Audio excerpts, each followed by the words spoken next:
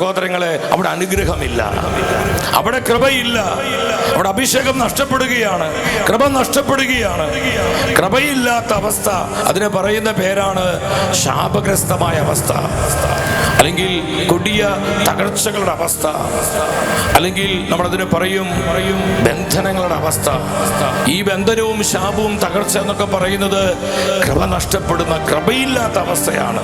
No grace, no blessing, no anointing. അഭിഷേകമില്ല, കൃപയില്ല, അവിടെ ദൈവാനുഗ്രഹമില്ല. അതിനെ പറയുന്ന പേരാണ് എന്ത്? അതിനെ പറയുന്ന പേരാണ് ശാപഗ്രസ്തമായ അവസ്ഥ, അല്ലെങ്കിൽ കൊടിയ ബന്ധനങ്ങൾ നിറഞ്ഞ അവസ്ഥ എന്നൊക്കെ. അപ്പൊ നമ്മൾ ശ്രദ്ധിക്കണം, നമ്മുടെ ജീവിതങ്ങൾ ദൈവകൃപയിൽ വളരുവാനും ദൈവാനുഗ്രഹത്തിൽ നിറയുവാനും പരിശുദ്ധാത്മാവ് തരുന്ന നിരന്തരമായ അഭിഷേകത്തിൽ നമ്മുടെ ജീവിതങ്ങള് നമ്മുടെ കുടുംബങ്ങൾക്കും നമ്മുടെ സമൂഹത്തിനും നമ്മുടെ സഭയ്ക്കും ഒരു അനുഗ്രഹമായി മാറാനാണ് നമ്മളെക്കുറിച്ചുള്ള കർത്താവിൻ്റെ പദ്ധതി.